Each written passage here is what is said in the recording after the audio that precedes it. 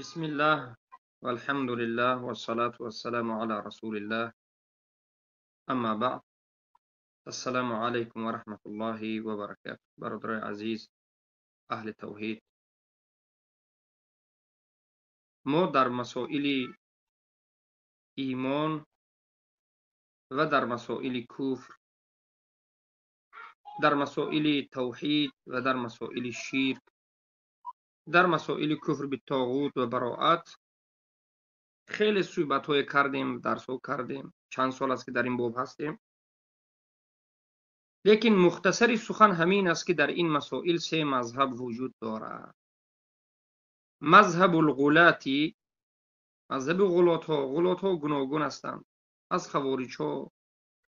یا کسایی که خود را از اهل سنت میگویند و در بسیار مسائل غلو میکنند و مذهب الجفات مذهب دوم باشد مذهب جفات است کسایی که بی‌پروایی میکنند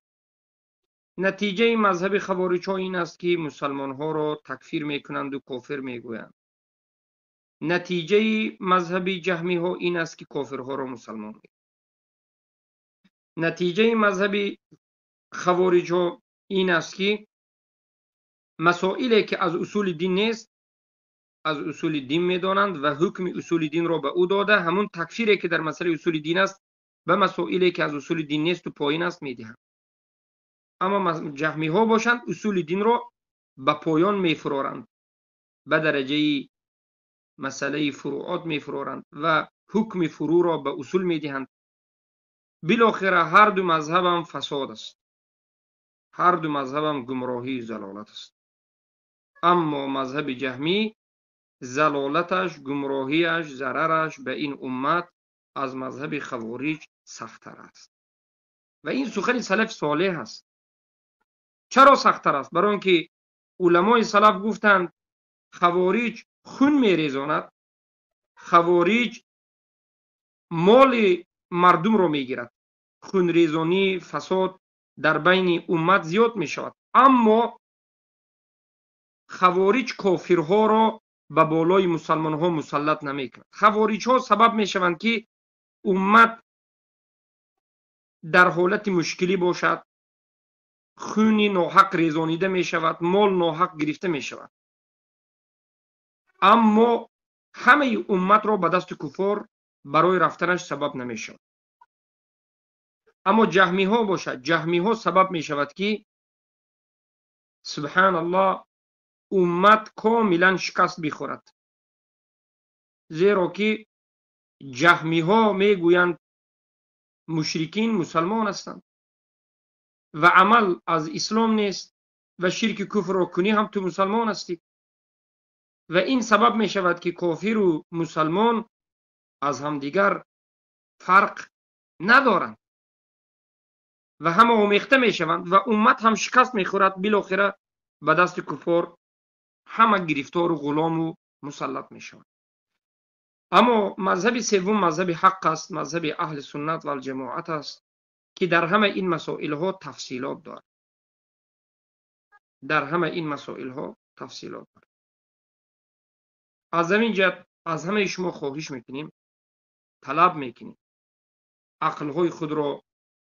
به کار درآورید درس ها را خوب گوش بکنید بیاموزید بفهمید عجله نکنید در باب غلو در باب تکفیر هم عجله نکنید در باب جهم و در باب اونها هم عجله نکنید مذهب اهل سنت را با تفصیل بیاموزید همه مشکلی ها حل میشه بارک الله فیک امروز از جانب خوارج هم ما بعضی ردها رو میبینیم بعضی به اونها بحث و مناظره میکنیم میبینیم که جهلا هستند